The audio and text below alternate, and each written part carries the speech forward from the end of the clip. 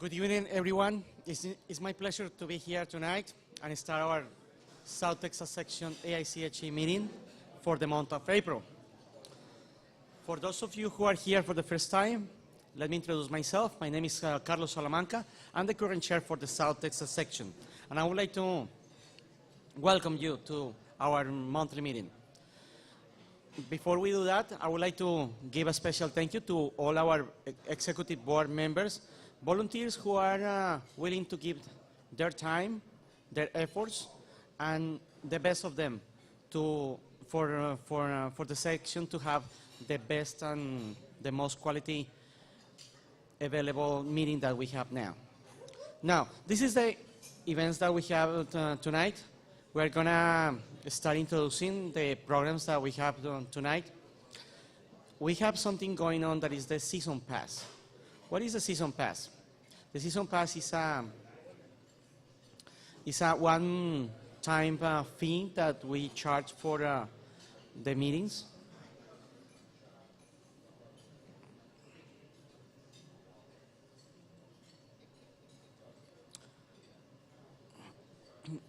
And we have 37 patrons right now. I'm going to stop the presentation a little bit because this is going automatically, and I don't know. It's going automatically. We need to.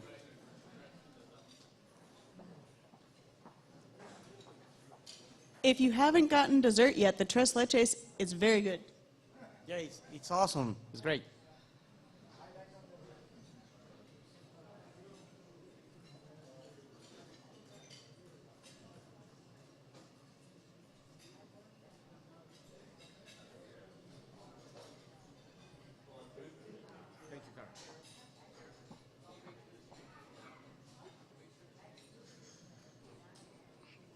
Okay, as I was telling you, I would like to give a special thank you to all our executive board members.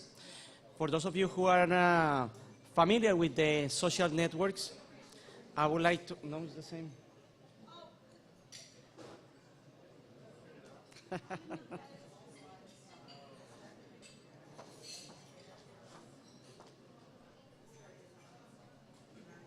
Sorry, technology.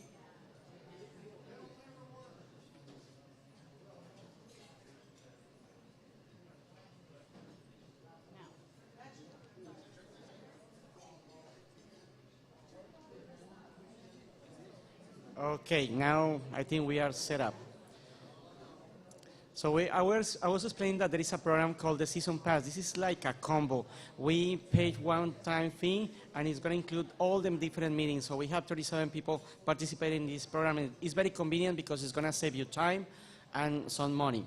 Now, if you guys are interested, we offer the opportunity to be a sponsor with the AIChE, with the South Texas section. Your company can be a sponsor three different ways. It can be a bronze, silver, or gold. And all of the programs have different opportunities to participate. And we have the information available at our website. These are part of our sponsors for last year. Some of these companies were able to participate through different events through the year last time. And we have this sponsor for the South Texas section for the Southwest Process Technology Conference. Okay, I would like to give an important announcement about education. We have our monthly meetings, the first Thursday of every month, and we welcome all the time speakers to participate in different meetings, different sessions. I would like to ask a special favor. I see some tables who are still having some conversations, and it's very difficult to keep everybody attention. So I would like to ask you if you can please stop your conversation. We're going to have an intermission in a few minutes. So that way you can have the opportunity to talk. Thank you. Now, this is part of the session that we have last March.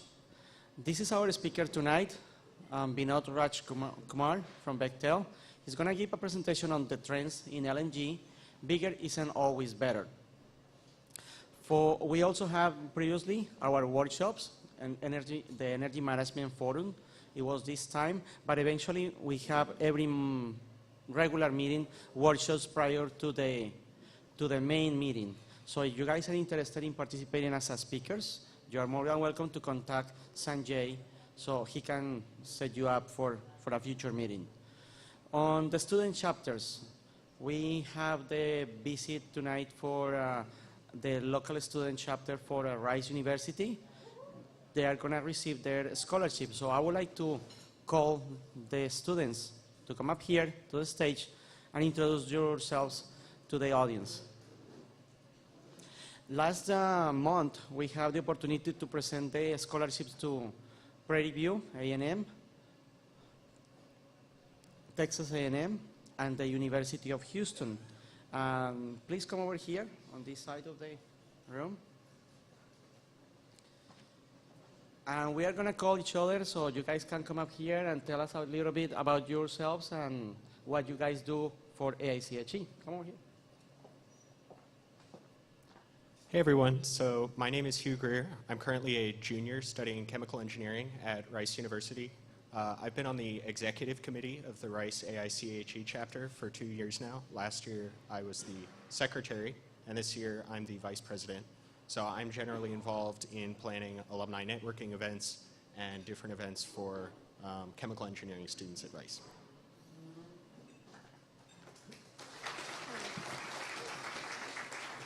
Hi everyone, I'm Devanshi Wadhwa. I'm also a junior studying chemical engineering at Rice.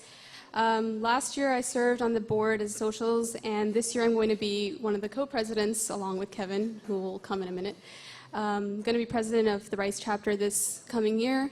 This past weekend I participated in the regional conference that was in Corpus, where I participated in the ChemiCar competition, and Rice placed second there. So looking forward to do some more great things for AIChE next year.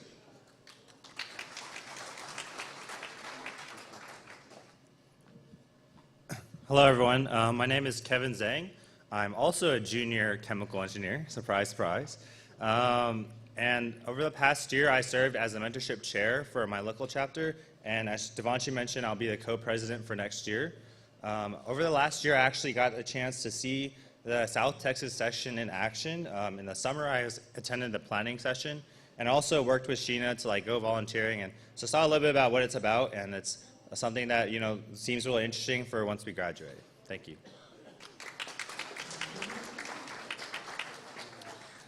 I would like to thank everyone of our students because they really put a great effort in their activities. This is an opportunity for them also to develop some leadership skills. Those of the skills that sometimes engineers, we don't have the opportunity to learn at school. So also at work, so it's the opportunity to develop those skills. Please give me a round of applause for the Rice students tonight.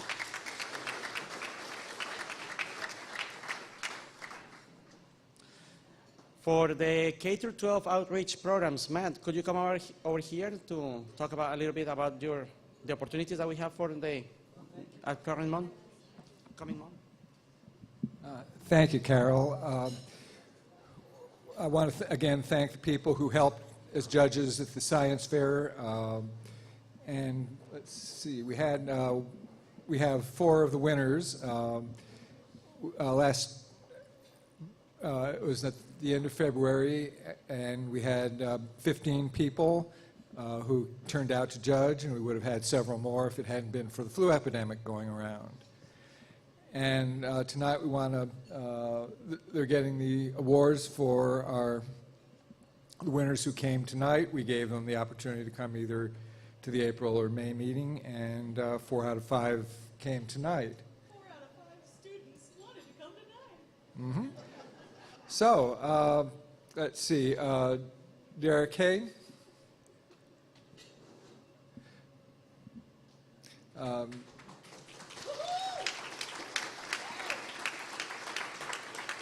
Derek was one of the winners in the senior high category, and for his award, congratulations, Derek. We got your picture earlier. We find usually it's better to do it then. And for his award, Derek chose the selection of books of various sorts, and we hope he finds them very helpful. I remember before I gave them out, I had a couple of people vet them to make sure we weren't giving them anything inappropriate, and we weren't. So we hope they're very helpful. What was your topic, Derek? What was your project? So I was basically trying to take some wasted AC heat and store that and then reuse it during the winter for spatial heating. The title itself probably won't make sense, so that was probably a better description of what I just did for my project. So. Well, thank you. What grade are you in now? I'm a freshman in high school. Great. Well, we wish you best of luck in the rest of your high school, and maybe we'll see you as a winner another year at the science fair. Thank you, Matthew. Great. And we have 3 junior high school winners. Let's see, Aditya, do you want to come up?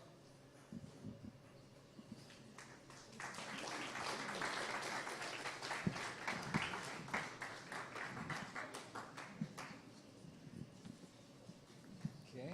Hi, congratulations. You want to tell us a little bit about your project? My project was to defluoride different chemical contaminations from water using inexpensive and household agents, and yeah, that's Thank my you.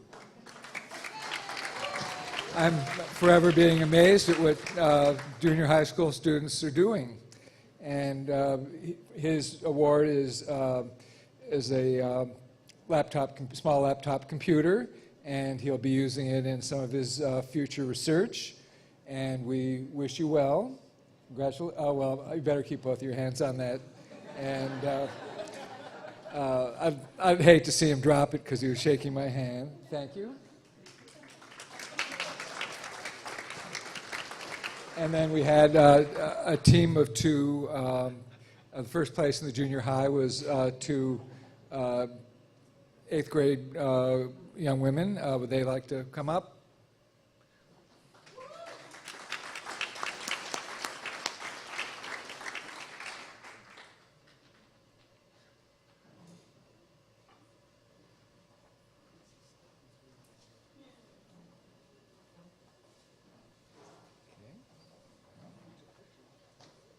Hi. Why don't you tell us a little bit about your project? Hello, everyone. I'm Bree. And I'm Rebecca. For our science fair project, we engineered an air filter to target third world countries with large industrial areas to help with the thick air pollution. Thank you.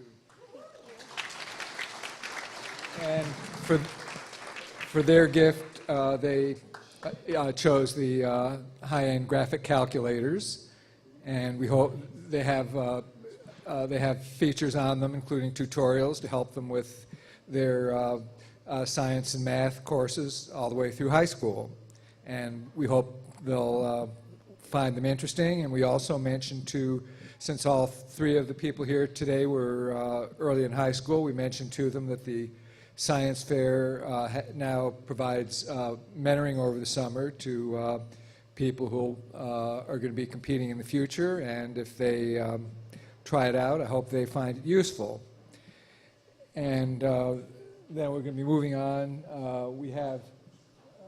There's going to be a couple of K-12 outreach events coming up on Saturday, April 14th. One of them will be the K-12 When I Grow Up career fair up near was it near Northwest Mall, and I have a few volunteers. There's also, next slide,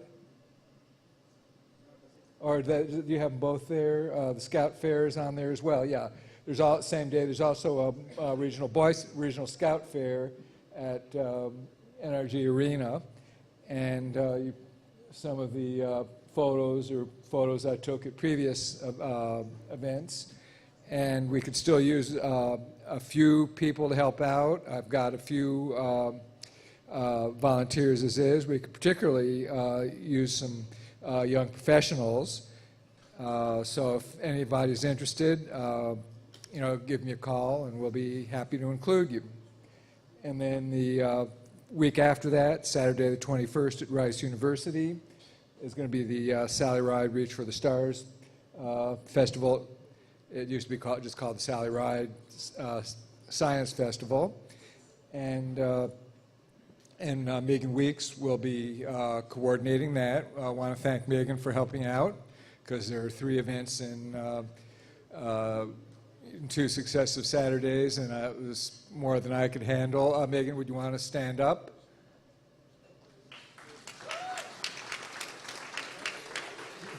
So if you're in a position to help us, give one of us a call, and we'd appreciate it. And thank you, Carlos.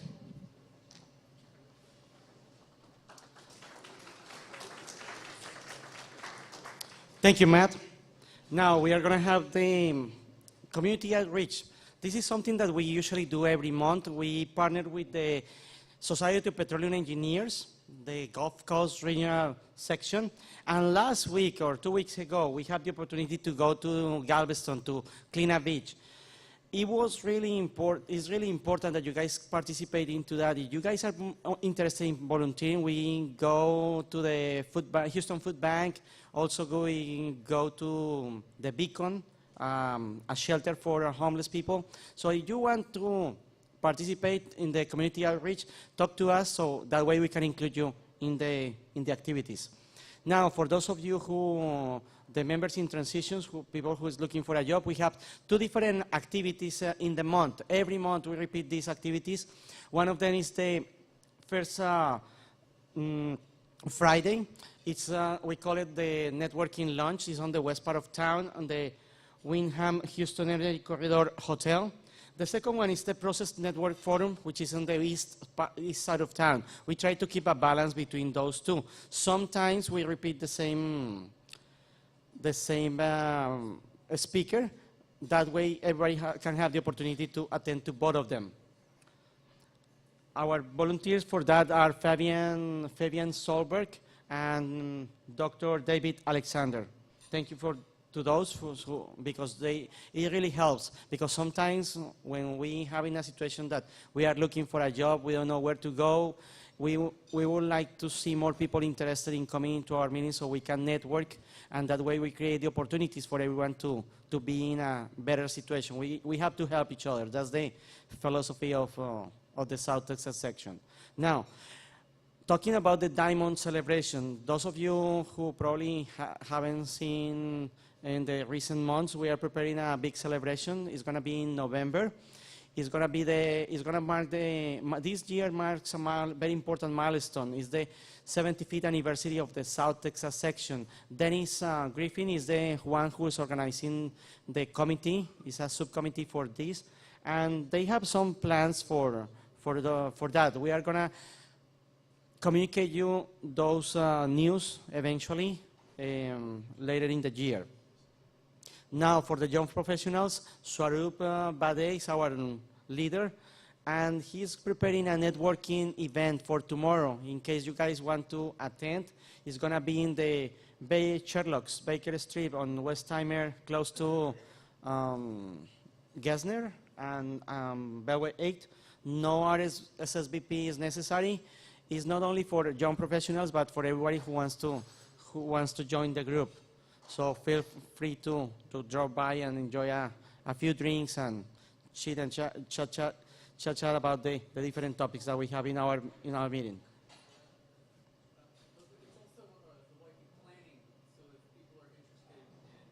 Okay. Trevor is telling me that it's also the YP planning, so we are going to have a time to plan what events we can have later in the year. So that way, if you are interested in volunteering, also feel free to drop by and come and enjoy a good time. Now, I would like to make a recognition. Our YP of the month, for the month of April, is one of our dear volunteers, Nirupama Gopalaswamy. I hope I pronounced it right. She's a process safety professional, chemical engineer. She graduated from the Mary Kay O'Connor Process Safety Center at Texas A&M. And she's a process consultant with Honeywell. She has been a volunteer with us, and she's the webmaster for this year. She's doing a great job doing that, and she recently got married. So if you happen to see her around, she's not here today. I don't see her. Please help me congratulate her. Now, to give you a heads up, in July we have a tradition that is going to one of the major baseball games with the Houston Astros, and this time we picked the date for July the 27th. So we are going to start advertising it and opening the PayPal account so you guys can start purchasing tickets. We're going to play the Texas Rangers, and it's going to be the opportunity to see the champions, the local champions in action. Altuve, Correa, all these guys who did a great job last fall. For the Offshore Technology Conference, we have some announcements. Tom Mann is asking for volunteers. We have a deadline on April the 10th. We are going to need people to come and help with the organization of OTC. We really encourage everyone to come if you are interested. You are going to get some free passes, free parking. You are going to get goodies, the opportunity to attend to all the technical sessions every day. So it's a really great opportunity. You just spend a little bit of time there, help the OTC organization, help AIChE, support them, but you have deadline April the 10th. Now, for the Arctic Technology Conference, it's going to be later in November.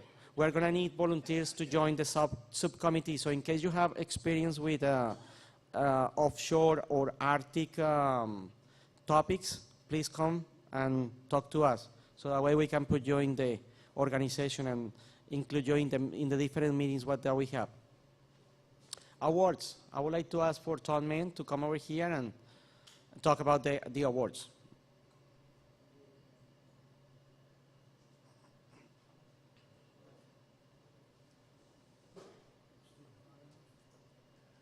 Okay, I got it. We're looking for nominees for the 2017 Best Applied Paper Award, Best Fundamental Paper Award, Best In Practice Paper Award, Outstanding Young Professional, Distinguished Service Award Member, and Special Section Award. Mainly that's something that Executive Committee is supposed to give me. We'll accept nominations until, roll the screen, May 1st of this year. You got what, 25 days on that. And that's about all I have. Contact me or roll the screen. Oh, good. Contact me or Matt Christensen or Ryan Stevens, and or you can go to the newsletter, and there's a form in the newsletter this month. Thank you very much.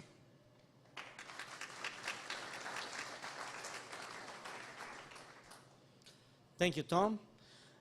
Just to finish our announcements, we always are looking for volunteers. So tomorrow there is a good opportunity for the young professionals. You don't have to be young professional. If you want to participate, you are feel free to come at any time. We welcome everyone, and it's a good opportunity for those of you who would like to develop some soft skills, to network, and also to be participant of this community. Then we're going to have a break. We're going to have a 10-minute break, so please feel free to drop by, get some tres leches, which is delicious, and we'll be right back to start our presentation. Thank you.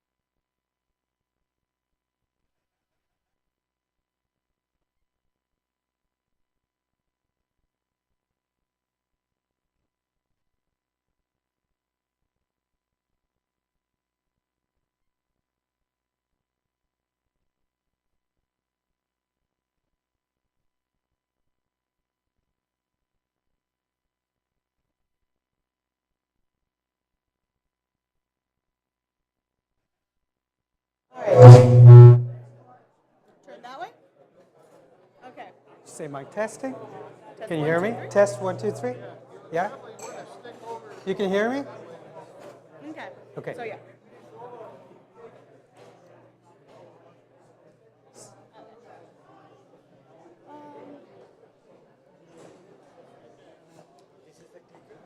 Okay.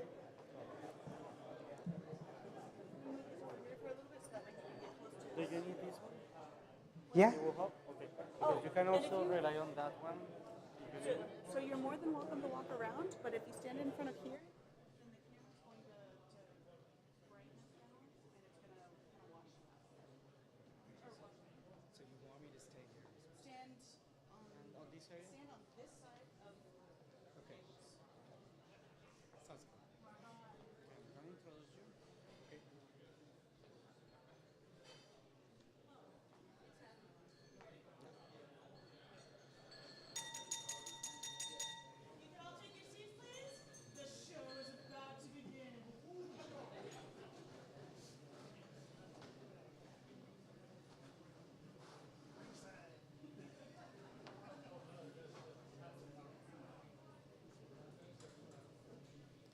The PowerPoint, do you want to start? Yeah, we can start it.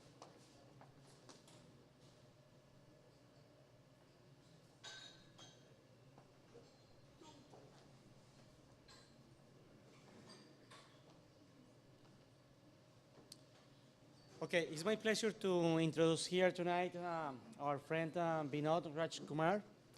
He is working with Bechtel. He has 17 years of experience with LNG, GTL, and gas processing. He has been a process engineer, process manager, and currently he has a position as manager for LNG on the Product Development Center at Bechtel. He holds a Master of Science with Texas A&M University and a Bachelor of Science with the National Institute of Technology in India. His expertise is in C3, MR and technologies, also with Optimized Cascade. Please help me welcome Vinod Rajkumar.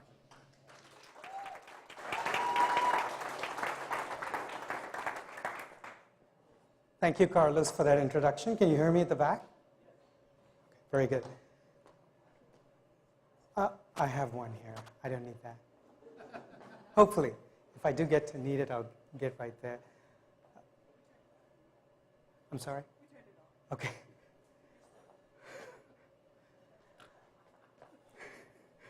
Okay, let me start with saying that I'm actually truly impressed by this group.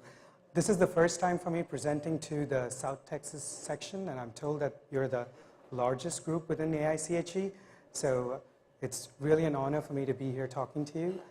Thank you for the opportunity.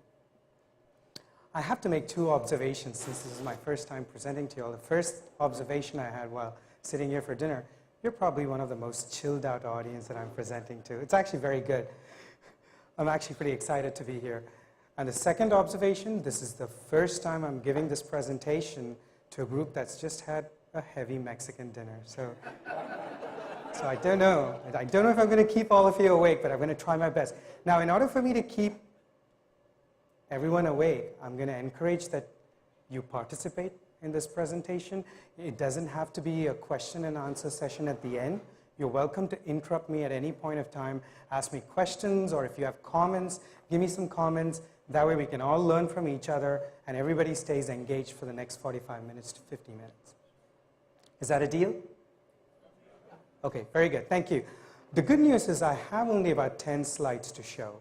But the bad news is I do have about 45 minutes of prepared speech, so I'll try and get through it as fast as I can. But before I get started, since I have never interacted with you all before, can I see a raise of hands? How many of you have worked in a technical capacity in an LNG liquefaction facility? Okay, there are not many of you. Well, that table, I know that table is mostly Bechtel, and they all work with me, which is good. Well, I think I'll try and slow down in certain sections because I didn't really I didn't really make this presentation, I didn't expect this presentation to be more of an LNG 101. I expected this to be maybe a 102, so there are some areas where if you think I'm going too fast, just slow me down. Tell me that you need more information, and then I'll step through those sections. With that, I'm going to start with the title. Now, before we get with the title, once again, my name is Vinod Rajkumar, and in Bechtel for the last 4 to 5 years, have had the opportunity to work on the mid-scale endeavor that Bechtel was fully into. And I happen to be a process manager for them, working on the mid-scale endeavor. And what I realized was the large LNG corporations, when you take the Exxons, the Chevrons, the Shells, the large corporations usually have a different mindset to how they build their LNG facilities. And when we started interacting with mid-scale, we realized they have a different vision to how they want to build their facilities. So I've tried to summarize all of that in this presentation and give you an overview. I think you'll be able to connect with a lot of things that I say here, irrespective of what technology you're working on. So with that, I'll start with my title. My title states, Trends in LNG, Bigger Isn't Always Better. But actually, that title is incorrect. When you look at most facilities in this world today, they're only getting bigger. You have all these multi-train projects. You have all these super large trains. Everybody's getting bigger. But why is it that everybody's getting bigger? Can someone tell me? Cost effectiveness. Excellent. It's economies of scale, which is what takes us to our next slide. I wanted to spend maybe 5 minutes on owner key buying factors. And when I say owner, I'm talking about operators, developers, operators, whatever you call them. I'm talking about them. I come from a contractor company, so I call all of them owners. Now, owners have, generally, we all know what a key buying factor for the owners. I mean, we know there are 3 or 4 key buying factors for them, how they view the success of their project. But many times, owners don't tell you how they prioritize their key buying factors. You only know the factors, but you don't know how they prioritize them. But you generally know based on the decisions they make. When you work with a large owner, the decisions they make will drive you towards a certain key buying factor, and you'll know that it is a priority to them. Similarly, with mid-scale and small scale, you do know what the priorities for these owners are. So the first key buying factor that I want to talk about is total installed cost to capacity. When you look at press articles on LNG, you'll see many of these projects will be compared to one another on a dollar per ton basis. And when somebody says, oh, the dollar per ton for this facility is yada, yada, yada, that means they're referring to the ratio of the total installed cost of that facility to the capacity in tons per annum. And when you look at the typical market, it's anywhere between 650 and 1,200. So what happens when you start building capacity in your facility? I've tried to show that. It's very shady animation with PowerPoint, but I've tried to show it. What happens when you start building capacity? When you incrementally build capacity, you build your capacity faster than you build your total installed cost. And effectively, you get a lower dollar per ton as you start putting more trains on your facility or you start building bigger trains. For example, when you build the first LNG train, your dollar per ton may be 1,000 because you have to build all the infrastructure that you need, including your storage and loading facilities, everything, whatever you need, your utilities, offsites. And you may have $1,000 per ton, but when you're building your second train, you may find you just have to build another ISBL unit, and that by itself may cost you only $600 per ton, and then now your overall cost of the facility has dropped. So this is an important key buying factor when you look at the large owners. When you look at larger developers, this is something they usually compare themselves against. Project financing. This is another key buying factor. This is a differentiator between the large-scale owners and the mid-scale developers. What you will find, what we found working with mid-scale developers is they're not really looking for dollar per ton. They need a viable project. They need to be able to sell a project to their investors. They need to be able to return their investors' money back and multiply it for them as fast as possible, which means they're looking for the lowest total installed cost so that they can go get the project financed and move forward. Time to market. You can say time to market is important for everyone, whether it's a large-scale developer, small-scale developer. Time to market is always important. But for a mid-scale or a small-scale developer, time to market is much more important for the same reasons, because they're trying to return their investors' money as fast as possible. So they cannot wait for the traditional timeline. If a traditional large-scale LNG project takes 40 months, 45 months, they just are not willing to wait for that kind of a time frame. And the last one I had is net present value or life cycle cost. And as the name suggests, this is something that large owners particularly care for, because they're not just interested in the total installed cost. They know they will be operating these facilities for 20 years, 30 years, whatever it takes, and they want to have the optimum life cycle cost, and hence they are willing to wait a little longer if they have to. So those would be the top 4 key buying factors. There are other factors, but these are the top 4 ones generally that most owners have. And before we go forward, I wanted to give you an LNG plant capacity definition. I think there are plenty of definitions online on what mid-scale, small-scale, and large-scale is.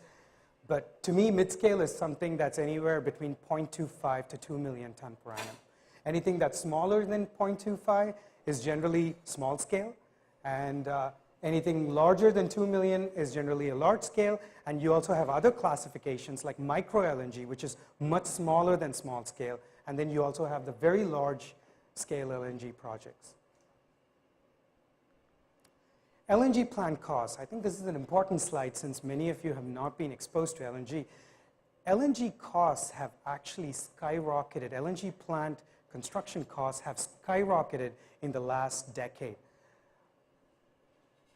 Even when you look at the early 2000s, the cost was about, if you can't read the slide from the back, I'm sorry, but the cost in the early 2000s was about $400 per ton.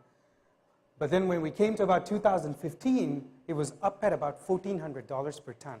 Now, don't ask me to go through the details on why the cost escalated. That would be a completely different presentation on its own. But LNG plant costs have generally escalated to a point where, you know, in some of our contractor organizations, we say generally LNG is a big boys club. Only the big boys play in it because it's just too expensive. To put that in perspective, I've kind of I've given you an idea. To simply build a 2 LNG train, 5 million ton per annum capacity facility at a price of about $1,000 per ton, you're looking at an investment of $10 billion.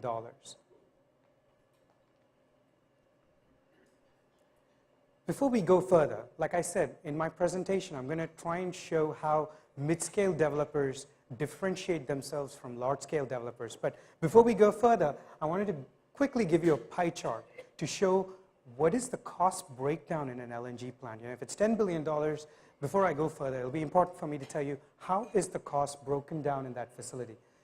This does not apply to any particular project, but generally speaking, about 30% of your cost is in equipment, 32% in construction. Those are your 2 biggest pieces of the pie. And then you have about 20% in bulk materials, and then 10% owner costs, 8% other costs. And once again, to put that in perspective, for a $10 billion facility, you're looking at about $6 billion of just equipment and construction. Where's engineering? You're going to see that in the next few slides. So I have broken this down even further. You will notice that engineering is there in equipment, bulk materials, and other costs is where you'll find most of the engineering. So I'll show you some breakdown next. Okay, that's the breakdown slide. When you look at breakdown, equipment, the top 3 contributors to your LNG plant cost in equipment is really the top 3 bullet points right there. It's your refrigeration compressors, refrigeration drivers, your heat exchangers, which include your cold boxes, your main cryogenic heat exchangers, and then all your tanks and storage facilities. They contribute to almost 85% of your equipment costs. And then combustion generation turbine and generation equipment, it would be your next largest one, and then everything else just trickles down. Bulk materials. the key message that I'd like to pass here is bulk materials generally follow your equipment costs. If you worked with contract organizations, I don't know how many of you have worked with contract organizations, but when you work with contract organizations, many of them in a pre-feed phase or in an early feasibility study phase, they'll carry numbers with them, metrics based on what is my bulk material cost per piece of equipment.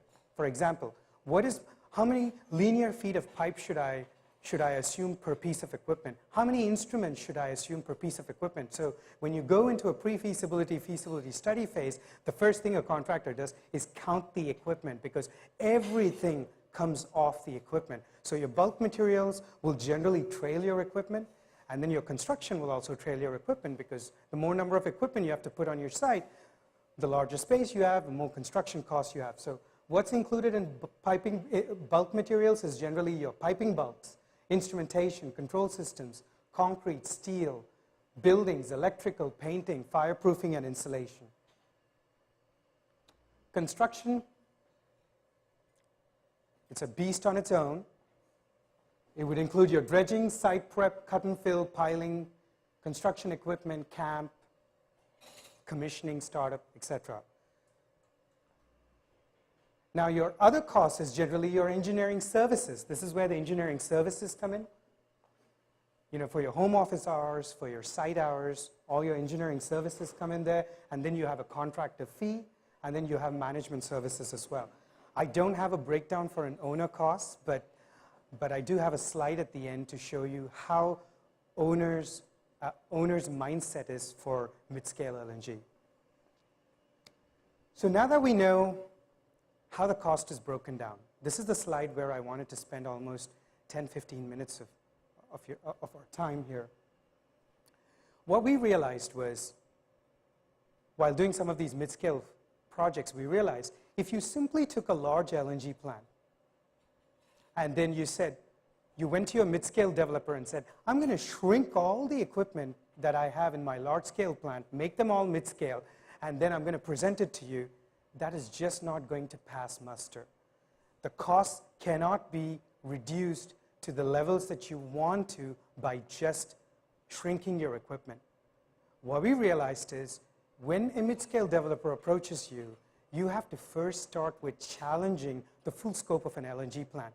You have to tell yourself, how can I challenge the scope of this plant and take away pieces of equipment, take away units, so that I can give him his lowest capital cost so he can actually move forward with it.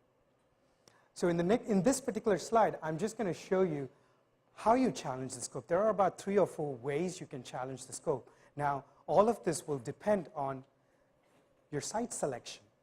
You know, I have my realtor from about 5 years back, when we asked her,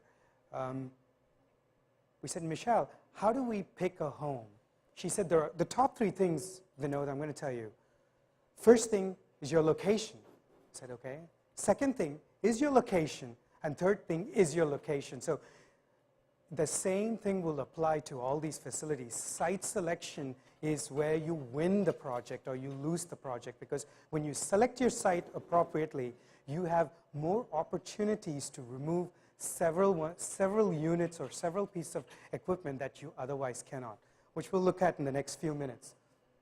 But before that, I think since many of you are not exposed to LNG, I may have to allow me to spend a few minutes taking you through a process description of this facility, because I think it'll be important for you to know that.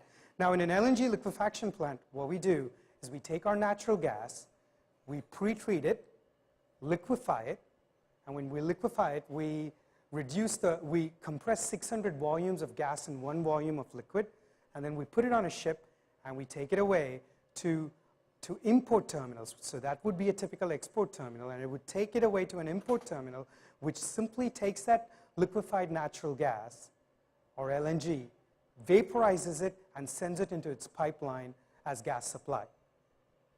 Why do you actually have to convert it to LNG? It's because, generally speaking, there are many metrics out there, and I don't have that information off the top of my head, but there are metrics that say if you're particularly looking at offshore pipelines, there's only a certain limit to which you can build offshore pipelines, beyond which they just become economically unattractive.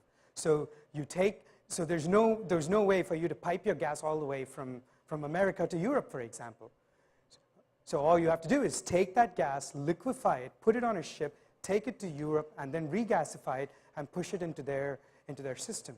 Now, the countries with the largest gas reserves, one of them is obviously United States, but it's not the #1 country. The two of our best friends have the highest gas reserves. First one is Russia, and the second one is China. And then we come third, but these are the three countries with the highest gas reserves. And when you look at Europe, when you look at South Asia, Korea, Japan, Spain, many European countries, Korea, Japan, Malaysia, India, they're all large LNG consumers. There's just not enough natural resources there for them to have gas, for them to supply their gas demands. So what we do in a typical LNG plant, all we do, there's no chemical engineering. It's actually one of the easiest things in the world. What we do is we take our gas that comes in, we just drop the bulk liquids out of that thing, hydrocarbon liquids out, and then the hydrocarbon liquids go to a stabilizer. They get stabilized and they become condensate, and your gas simply goes to an acid gas removal unit. Its only purpose is to remove carbon dioxide and sulfur components. Your carbon dioxide would freeze because when you're converting your gas to LNG, you're cooling it down to like -160 C, and you cannot have freezing components in there. Carbon dioxide is one of the largest freezing components. You want to remove that. Then you remove your water. You remove mercury, which would otherwise react with the aluminum in your cold sections of the facility. And then after you've done your pre-treating, you simply liquefy it. You put it through a big refrigerator. You have some refrigerants running on your side. In a typical large-scale plant, you would have a pre-cooling and a mixed refrigeration. 2 levels of refrigeration is what you would typically have in a large plant. But you would put it through a refrigerator, liquefy it, go to storage, and then all the liquids that you separate here, you just put it through a fractionation unit, and then you get all the other, the C3s, C4s, etc. from that, and everything goes to your storage, and from there you go to a ship, and that's your offsites and utilities, which includes refrigerant storage, flare, and product storage, and then you have your entire utility system to support it. So let's start with what can we do to challenge the scope of this large-scale plant. First thing, I'm going to try and delete units. Okay, let's start with the first unit I want to delete. Can I delete my inlet facility, a stabilizer, and slug catcher? Yes. The only way you can delete it is you have to put the costs in someone else's bucket. What if you located your site in a way that the gas that you get in your site has already been treated, where the bulk liquids have been removed by someone else? You're obviously going to pay them a price for getting the gas that's treated, but the capex is not on your site. That is exactly how most of the US-based facilities are. When you look at the US-based facilities that we're working on these days, the gas comes from the gas pipeline. You get it at $3 a million BTU, whatever that price is, it's already being treated. It comes obviously to your home, so it's been treated where bulk liquids have been removed. You don't have to pay the price or put the capex on your site to actually go do that work. So that's the first unit you're going to try and delete. Moving on. Sulfur sequestration, sulfur scavenger, and then I'm going to also put NOx abatement and ammonia in this. When you look at the facility, especially in the United States, this applies a lot more than facilities that are outside the United States. There are environmental regulations, obviously, and when you go trigger the PSD regulations or whatever your environmental regulations are for NOx, SOx, then you're going to have to put your best available control technology, sometimes even your maximum available control technology. But what if you did your screening study for your site, which we have done? What if you do your screening study for your site and you reverse engineer your capacity? You pick a capacity that will allow you to keep your NOx emissions and your sulfur emissions below those targets where you do not trigger BACT and MACT. That way, you can eliminate those units. This does not apply to if you're trying to build your facility in perhaps Africa or China. The regulations are all different there, but this would be more applicable to a United States-based facility Because trust me, when we talk about NOx abatement, with the use of selective catalytic reduction units, they are very expensive. And if you can try and get them out of your facility, you'll keep your costs down. Power generation. Now, most of the large-scale LNG plants end up getting built in places where no humans generally live. And what happens is they end up putting their own power generation unit. Power generation is just very expensive. But if you're able to get reliable supply of electricity from your local supplier, you have a good opportunity to remove that unit from your facility and rely on your power from the grid. Mid-scale developers will all look for this option because power generation is just too expensive. And there's no benefit in power generation for them. It's not like they're going to sell it back to the grid. They're just not interested in putting a power gen in, using it for the facility and selling the rest back to the grid, etc. Just not interested. Heating medium. Every plant needs heating medium. But what we realized is for example, in a US-based facility, if you have gas that has already been treated where your bulk liquids are removed, then your heating demands are a lot fewer. To remove carbon dioxide from the gas, you're going to need a heating medium. To remove water from the gas, you're going to need a heating medium. But you do not have the need to have a common heating medium system, whether be it hot oil, steam, water, whatever, that runs across your plant. You just have localized small heating medium units that are just customized to supply just that piece of exchanger or just that dehydration bed. It does bring you some cost savings. Okay, now we talked about how can you delete equipment. Now you go into, can you rent equipment? Of course you can rent equipment. There's plenty of areas where you can rent equipment. Nitrogen. Most of the time, if you're building a plant in the Gulf Coast in the United States, you will have piped nitrogen available to you. Even if you do not have piped nitrogen available to you, there will be suppliers who will bring their liquid nitrogen packages. You just rent it from them, they drop it on your footprint, and they will measure the levels themselves. And when the level goes down, they'll just bring a new truck to your unit in order for you to replenish your nitrogen. So do you really need to own your own nitrogen facility? You probably don't. Wastewater. Treating wastewater on site is something which a mid-scale developer would never be interested. Your wastewater comes from various units. You're not looking to treat them on site. Your best option, if you have to discharge it to the local water body, you need some treating. And in order for you to do that, you can rent wastewater kit. You can rent packages that will just, where you can connect your wastewater to it and they'll treat it and send it for discharge. If not that, the better option is to just put it in a tank and truck it off. And many facilities actually do that. They just truck it off.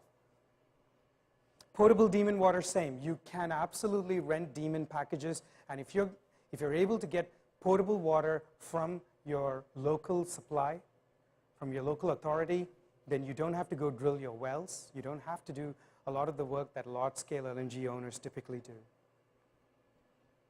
Licensor selection. This I particularly had in mind my refrigerants. Generally in large-scale LNG, you have at least 2 levels of refrigeration.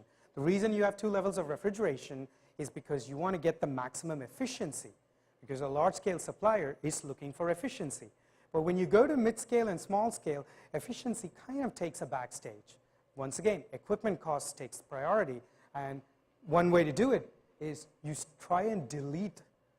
If you have 2, 3 levels of refrigeration, you delete them. You have just one. It won't be the most efficient way to run your plant, but you would have reduced quite a few equipment. And there are many, many, many refrigerant. There are at least 8 to 10 refrigerant refrigeration unit licensors out there for mid-scale and small-scale LNG. Pre-assemble. The verdict is kind of out. You have to go pre-assemble when you're mid-scale. Going to your site and building your plant there is just not the most cost-effective.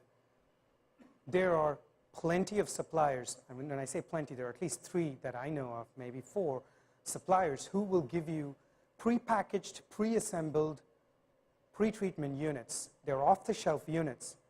They will do some modification for you, but they're off-the-shelf units, and you can get them for capacities up to 1 million ton per annum. So an acid gas removal unit could be 3 pieces that would be truck mounted. They drop it on your side, and then they'll also bring a column separately and 3 separate skids they'll drop on your side. Same with dehydration, mercury removal. You can get plenty of truck mounted skids. So you try to keep the cost outside, not in your contractor scope. You put it on a subcontractor scope, let them get you a truck mounted skid to your site, and you just connect it on your site. LNG barges. This is something very interesting. I don't think this has actually been realized till now. The product storage, LNG storage facility is one of the most expensive pieces of the puzzle. So to give you an example, in a large-scale LNG plant, a storage tank, just a regular storage tank of 130,000, 140,000 cubic meters could be upwards of $200 million. So these tanks are very expensive. How can you keep the costs away from your facility? Mid-scale owners that I've worked with us have flirted with the idea of getting LNG barges that are retired from service. You just bring them to your jetty, park them there, and then you pump your LNG that you're making into those barges, and then you do a ship-to-ship transfer when you're about to get it to your buyer. It's a feasible option. You have the design, the technology available, but I don't think anybody has actually done that till now, as far as I know. That's correct. It's a cryogenic barge. Standby equipment. This is something which all chemical engineers hate. I think I'm in the wrong audience to give this message. Most mid-scale owners will tell you, we do not want installed spares. Why is that the case? It's because, think of it this way. If you're building a 10 million ton per annum facility, and you had 2 5 million ton per annum trains versus you have 5 2 million ton per annum trains. If you didn't have an installed spare for your critical rotating equipment, but you had a warehouse spare, and that tripped, and your entire train tripped, you still lose only 2 million tons out of the 10 million tons. So the increments of LNG that you're losing is lesser. So some of the mid-scale developers are willing to sacrifice their reliability a little if that means they can get some sparing out of their facility and have warehouse sparing that's common to all trains.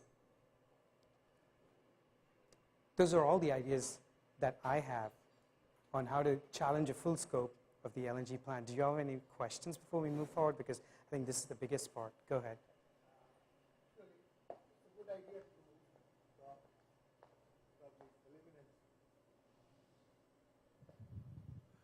Some of the equipment or some of the systems, but I don't think you have much of the option in FLNG applications, floating LNG applications, right? That's very true.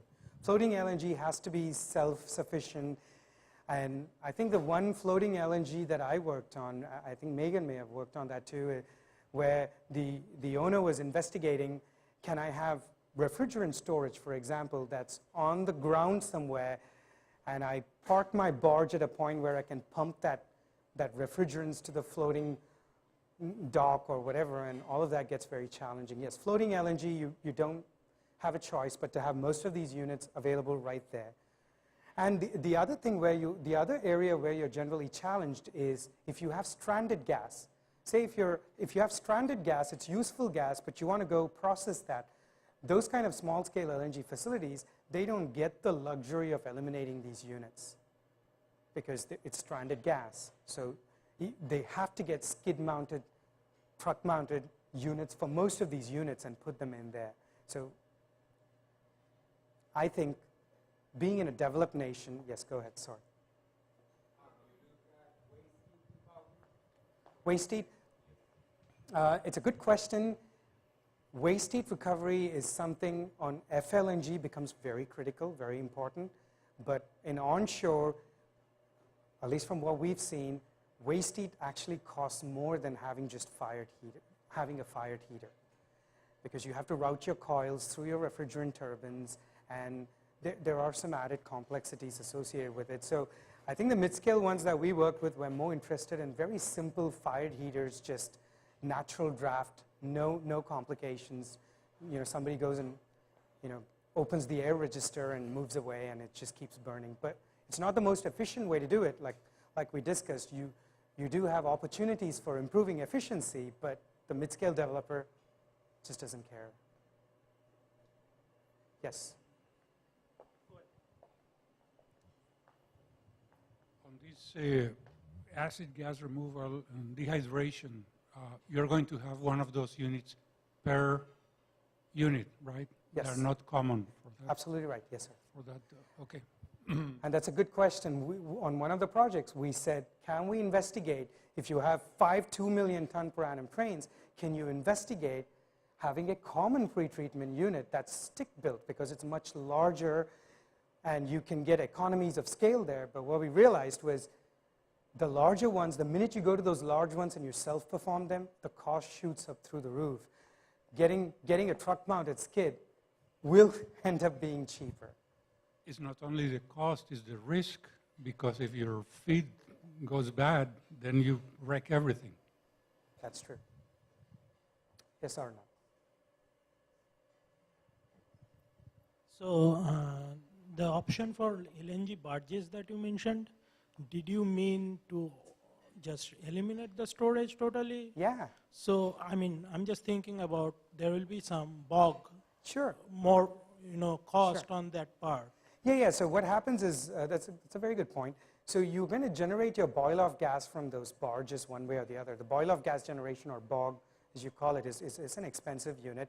You just have no way to get rid of that, because the regulations do not allow you to vent that BOG to atmosphere. So generally you rely on your blowers in your barge to get the BOG back on shore, and you have to process it in your facility. You can recompress it and you can use it, you can recondense it or use it for fuel if you have some fuel usage. Well, I guess that the driving force for such a project is the world price of gas versus the U.S. Thank you. So Yes. what is the world price now of the gas? So that's a very good point. Actually, you raised a very good point. I think we need to talk about that subject. I probably skipped my mind. The price in the Asia-Pacific region is currently, I think, last year in the peak of the demand, it was $16 a million BTU. In the United States, it's $3. Right now, the peaks have come down. But it's a very important subject, because what we noticed was a mid-scale developer, at the end of the day, is providing to the same market that the large-scale developer is providing to. He doesn't have a different market. There are some mid-scale suppliers who supply to government entities for running their natural gas-powered buses, etc., but that's a very small consumption. Most of these mid-scale suppliers are still would like to put their LNG on a ship and send it to Europe or Asia and sell it there, because that's where they make most of their money. But they have a disadvantage that they are not a well-known entity, a large operator, and they're selling smaller increments of the product. So they have to undercut the large suppliers by quite a bit in order to provide a competitive price to their buyers. And that's one of the driving forces, because if they don't provide that LNG at a much lower price, there's no incentive for these large buyers, which happen to be many times the governments of countries. The Korean government, the Japanese government, they buy this LNG. They're not interested in the small scale ones, because reliability is very important to them. Because most of them, at least in the last decade, used to be 20-year contracts or so. Now that the focus is shifting away from that, but when you're really committed to a 20-year contract, you want a reliable supply. So the mid-scale developers are supplying to the same market, because that's where they get the most bang out of the buck, but they need to be able to sell it at a much lower price so they appear competitive. Okay, with that, I'm going to move to the next slide. Sorry. Just make sure everybody was awake. Okay, design challenges in mid-scale LNG. Like we discussed, reducing equipment count, top of the line priority to keep your price down. Optimize footprint. This is another important subject where we spend quite a bit of time. If you simply took your footprint from your large-scale LNG plant and just said, I'm going to shrink this for smaller equipment and give you the same site but smaller equipment, it just doesn't pass muster again because your site is too big. You have to come up with innovative ways to pack your equipment, which is normally done in floating, but in onshore you don't do that, but you have to investigate that while keeping your constructability, safety, and air recirculation in place. To give you an example, one of the projects that we worked on, we compressed the site so much, we looked at what the air recirculation implication was going to be, and we saw it was going to be like 7, 8, 10 degrees rise in air temperature to all these air coolers because you've shrunk your equipment and you've shrunk your footprint, so you have to take those things into account while you're optimizing your footprint. Operations requirements, most of you that work for large corporations, your Shell design engineering practices, your Exxon engineering practices, none of these mid-scale owners actually have any of those. They really want a fit-for-purpose plan, which actually allows you to bring the costs down significantly. And most of the operating companies will be willing to do a buy what they make.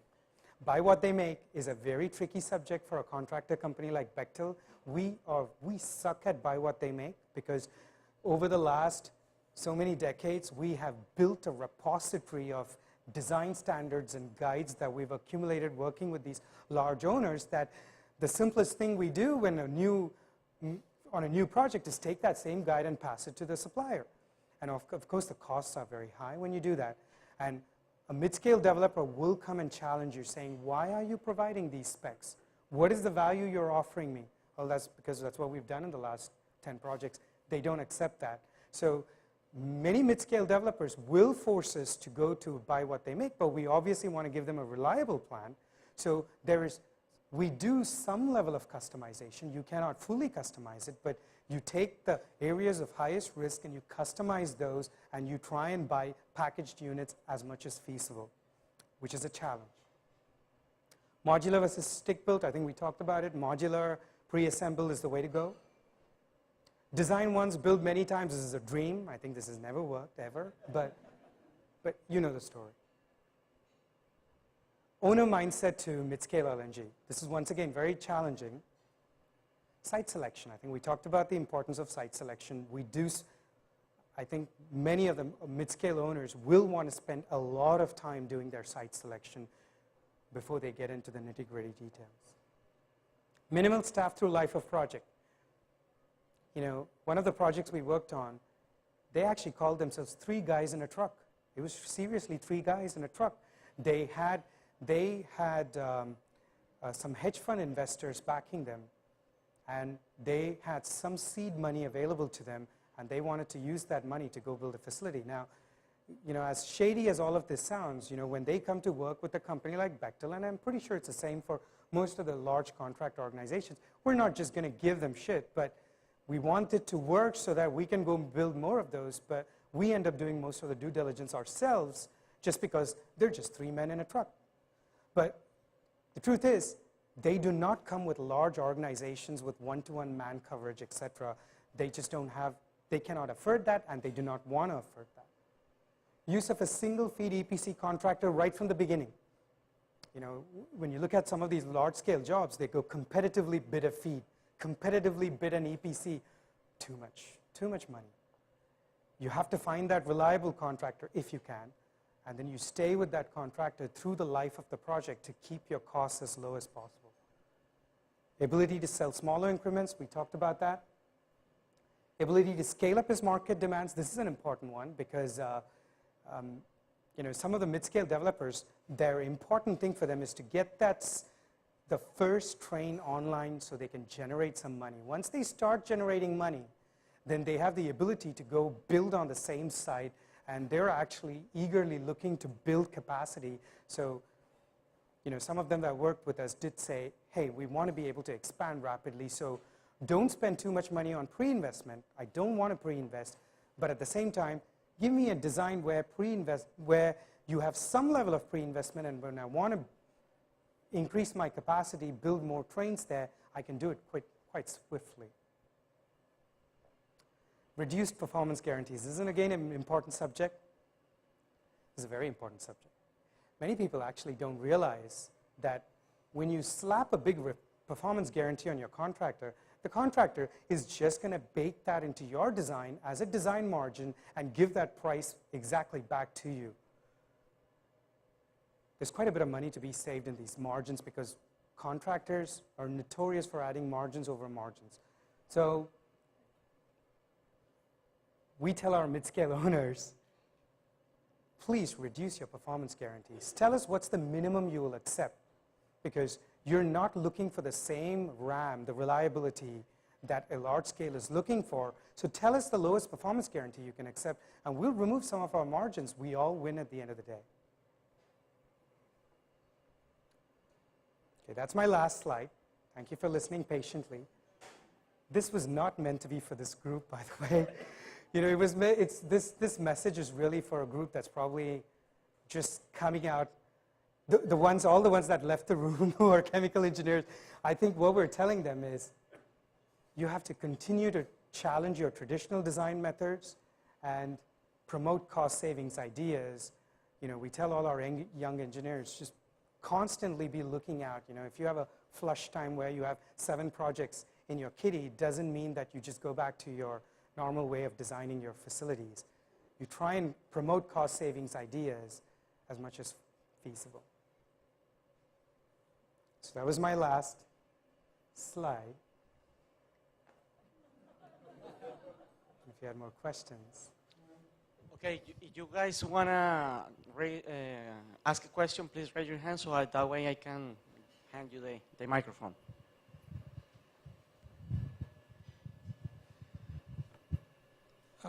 It seems like safety is a huge aspect of what you're talking about, especially if somebody starts interjecting things like barges, et cetera, and returning gas with the opportunity to bring air in there and have an explosion.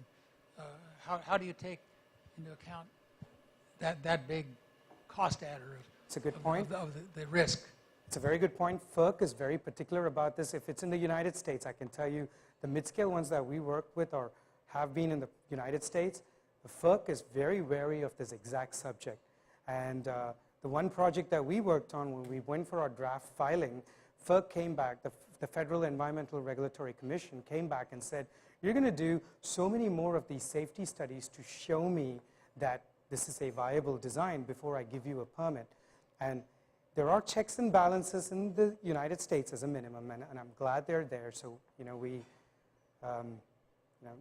it's not that easy, but maybe in a different country it could be different, and this is a challenging question. We try our best to put all the layers of protection that we need, but it doesn't have to necessarily be the case all the time. Let me follow up on that. The thought on your site selection, essentially, yes, it's tremendously important. It has also a regulatory impact, talking about FERC and all that. FERC does not get really into explosivity of materials. Having a small footprint, compact equipment gives you more confinement and greater probability of an explosion. Natural gas does not explode in an open, hasn't been. So the problem is that from the regulatory point of view, you can get away from saying, okay, we have higher explosivity, because FERC does not require that. But from the risks point of view, FERC doesn't care if you blow up your facility. They only care if you don't affect the neighbors. If you affect the audience. Yeah, the neighbors, correct. That's the only thing. Correct. That's why site selection is important.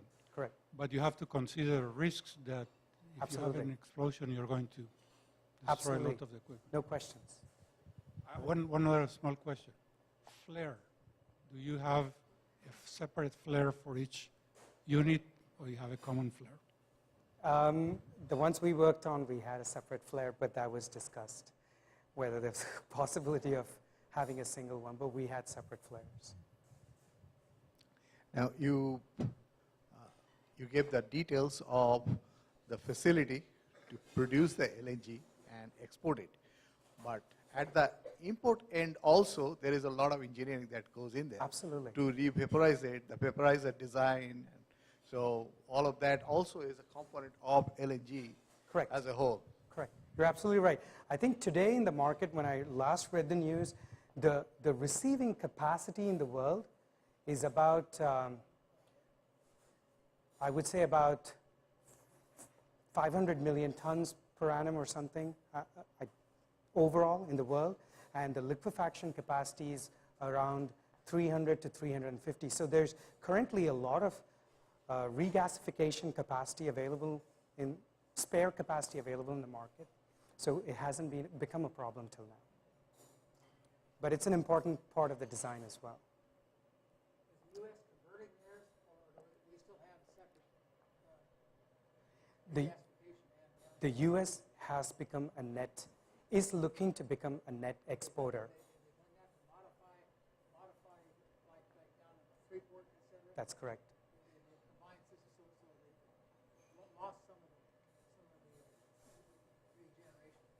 That's right. So the U.S. 10 years back, the U.S. was thought to be one of the largest importers. So a lot of import terminals came online until the shale gas boom came in, and now the U.S. is trying to become a net exporter. So a lot of these import terminals, the owners are working to convert them to export, since they already have the infrastructure with the tanks and everything, which is, like I said, a significant cost. You just have to go add a liquefaction facility right next to your regasification facility and start selling the LNG. So I think the FERC had plenty of applications in the last 2 years for export purposes. I mean, from what I remember, it was more than 20. So it all sprung up in the last few years. A lot of applications. They're not approving them in a rapid pace, but there are plenty of applications out there. Okay? Yes? Oh, okay. For your presentation. We are really pleased to have you here. Thank you. And please accept this as a token of appreciation. Thank you very much. Thank you. Appreciate it. Thank you. Thank you. Can I take... If you guys have more questions, please feel free Yes. to come over here.